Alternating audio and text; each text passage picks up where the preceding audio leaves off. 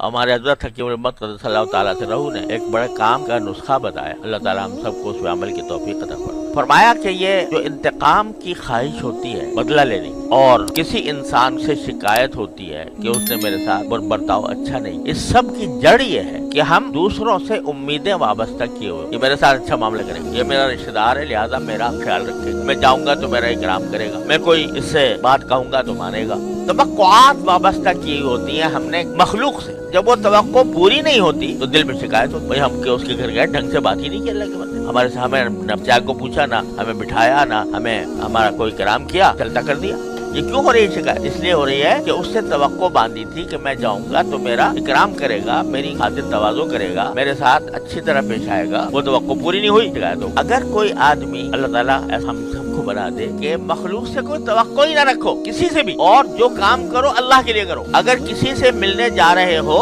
تو وہ بھی اللہ کے لیے جاؤ کہ یہ میرا رشتہ دار ہے، اس کے میرے اوپر حقوق ہے، میں جا رہا ہوں، اس کے لیے نہیں بلکہ اس کے پیدا کرنے والے کہ اس نے صلہ رحمی کا مجھے حکم، اس لیے جا رہا ہوں، اس کے لیے جا رہے ہو، وہ اگر آپ کو رد کر دے تو بے شک رنج ہونا چاہیے، لیکن جس کے لیے جا رہے ہو اس نے تو قبول کر لیا تمہارا آنا، جب اس نے قبول کر لیا مقصد حاصل ہو۔ دوسرا اکرام کرتا ہے نہیں کرتا، خاطر تواضع کرتا ہے نہیں کرتا، وہ جانے اس کا کام جانے، اس کا معاملہ اس کے اللہ کے ساتھ۔ تو ساری ناراضیوں کی جڑ جو ہے وہ غیر اللہ سے توقعات وابستہ کر، اللہ کے علاوہ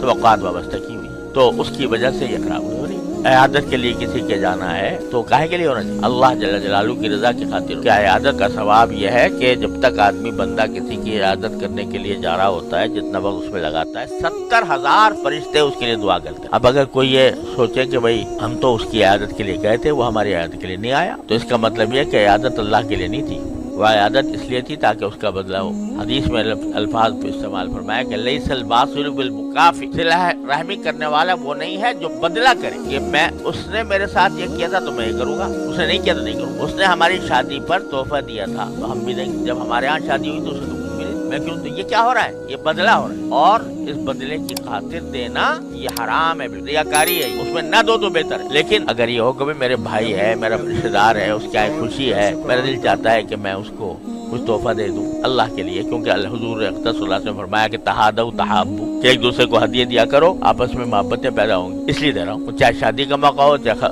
ختم قرآن کا موقع ہو، چاہے کچھ بھی ہو، اس لیے دے رہا ہوں، یہ ثواب اور بڑا اجر۔ لیکن پھر اس انتظار میں رہا ہوں جب میرے ہاں ہوگی تو وہ بھی دے، اور اس کو سورہ روم میں ربا قرار دیا، یہ بدلے کی وجہ سے کسی کو تحفہ دے۔ دو جگہ قرآن کریم نے اس کو منع کیا، ایک تو بالکل ابتدائی جو سورت ہے سورہ مدثر، اس میں قرآن کریم نے فرمایا وَلَا تَمْنُن تَسْتَكْثِرْ، تم کسی کے ساتھ ایسا احسان نہ کرو کہ جس کے جواب میں تمہیں اس سے زیادہ احسان کی توقع ہو۔ وَلَا تَمْنُن تَسْتَكْثِرْ، یہ بالکل ابتدائی آیات میں سے، اس وقت تک نماز کا بھی حکم نہیں آیا تھا۔ قرآن سورہ مدثر جو ہے یہ بالکل ابتدائی صورتوں میں سے ہے، اور اس میں یا ایھا المدثر قم فانذر وربک فکبر وثیابک فطہر والرجز فاہجر ولا تمنن تستکثر، بالکل ابتدائی، جس میں توحید کا بیان ہو رہا ہے، جس میں شرکی سے کو چھوڑنے کا حکم آ رہا ہے، اسی کے ساتھ ساتھ یار کسی کے ساتھ احسان کا معاملہ اس نیت سے مت کرو کہ وہ تمہیں بدلے میں اس سے زیادہ احسان کرے۔ تو پہلے احکام اسلام کے بالکل ابتدائی احکام، اور دوسرے سورہ روم میں ایک تفسیر کے مطابق جو ربا کا لفظ استعمال ہوا ہے وہ اسی نیوتے کے لیے ہے، وما آتیتم من ربا لیربو فی اموال الناس فلا یربو عند اللہ وما آتیتم من زکاۃ تریدون وجہ اللہ فاولئک هم المفلحون۔